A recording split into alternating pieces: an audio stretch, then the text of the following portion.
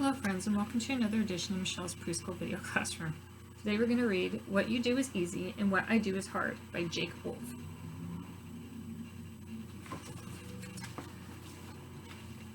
It was late afternoon on a hot day in May. The bee came buzzing under the dogwood tree and landed on the grass. "I'm so tired," said the bee. "All day long I've been flying from one apple blossom to another gathering pollen." "What you do is easy," said the squirrel from a branch above. "What I do is hard." "Oh, really?" said the bee. "Yes, sir," said the squirrel. "I go running up and down trees from dawn till dusk, looking for nuts." The ant came staggering through the grass and settled down in the shade. "I'm a wreck," he said. "Been crawling in and out of people's kitchens since morning, searching for crumbs. When I'm lucky, I find enough to find one. I have to carry the huge thing home on my back." "What you do is easy," said the squirrel. "What I do is hard. Try building a nest at the top of a tree in the high wind." The robin landed on the branch next to the squirrel. "Nest, you say? I've built plenty. They're just a bunch of twigs. Try digging for earthworms in the hard ground for a few hours. You bust your beak." "What you do is easy," said the squirrel. "I leap from one tree to another, high above the ground. That's hard." Wow, they think all what they do is hard. The spider came down the trunk of the dogwood tree and collapsed on the grass. "I've never been this pooped," she said. 5 days on the same web." "What you do is easy," said the squirrel. "I'd like to see you spin a giant perfect web," said the spider, "while you're dangling upside down." "I could do it," said the squirrel, "if I had the materials." "Well, go on. Go find some," said the spider. "Stop talking and start spinning." "While you're at it," said the bee, "let's see if you can collect some pollen." "And dig for earthworms," said the robin. "And gather some crumbs too," said the ant, "if it's so easy." And they all stared at Squirrel. "You think I can't do all those things easy?" said Squirrel. "I'll show you." And he marched away.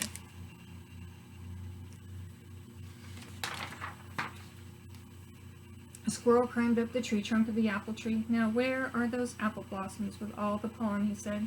The nearest cluster was on a long, thin branch. The squirrel crawled out onto the branch. "I do this kind of thing every day," he said. "This is a cinch." The branch began to tremble and then bend. "Oh no," said Squirrel. He tried to hang on, but the branch bent even more until it was pointed at the ground. The squirrel went sliding head first, taking the apple blossom with him. He hit the ground with a thud. The branch snapped back. Pollen came down all over his head like snow. "Ka-choo!" sneezed Squirrel. "Ka-choo!" "I'll start the crumb gathering now," he said. "That will give me a chance to catch my breath." Oh, so he couldn't do the bee's job very well, could he? The squirrel walked through the backyard until he saw a house that might have crumbs in the kitchen. He peered through the screen door. He could see pots piled in the sink. "Excellent," he said. He opened the screen door and stepped in the kitchen. There were plenty of crumbs. "I knew this would be easy," he said. The screen door swung shut on his tail, and the squirrel let out a shriek. He was pulling his tail out free when he heard a growling. It was coming from the next room. A moment later, a big brown dog came charging into the kitchen, barking. The squirrel raced out the kitchen door. He jumped onto the fence, then into the tree, and didn't stop climbing until he was high in the branches, hidden in by the leaves. "That was a close call," he said. "I believe I'll rest for a while and just watch for the earthworms." Can't do the ant's job very well either.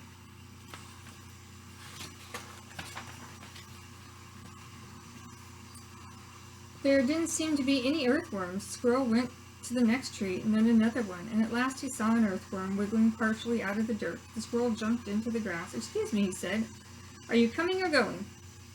"Does it matter to you?" said the earthworm. "I just need to borrow an earthworm for a little while," said the squirrel. "For what?" said the earthworm. "To show the robin how easy it is to get one." "Would you mind?" asked Squirrel. "Mind," said the earthworm. "Mind? That's all I need to get handed over to some hungry robin." The earthworm squirmed into the dirt and disappeared. He didn't get an earthworm either. The squirrel decided to start building the spider web. How hard could it be, he said. He remembered where the blue and white kite had stuck in the tree. The kite had lots of string. "I'll make a web from the kite string," said the squirrel.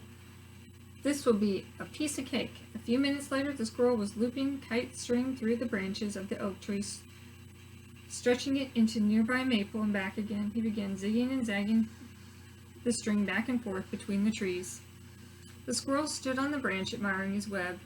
He looked at it, but it looked a little bit like a hammock and a little bit like a basketball net. The squirrel stepped back and fell off the branch. He landed in the web. His foot snagged in the strings, and he dangled, bouncing upside down. Upside down is not easy, he said to himself. So he can't do the spider's job either. Then was a loud growl. The big brown dog was glaring at him. "Stay out of other people's kitchens," said the dog.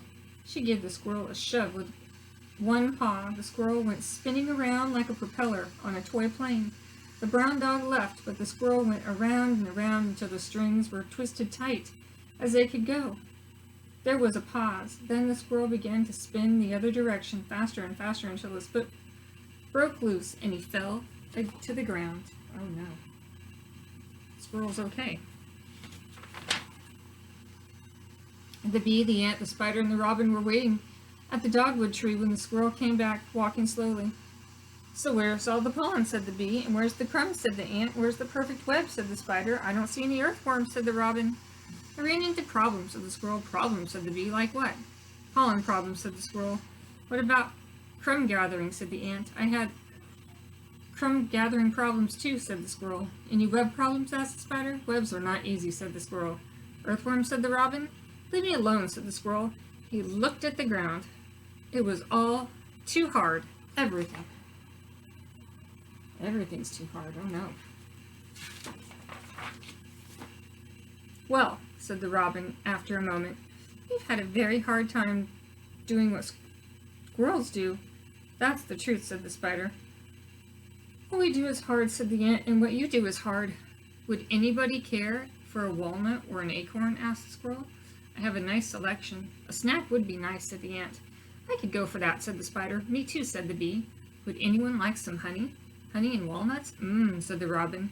"I'd like some too," said the squirrel. "It's been a very long day."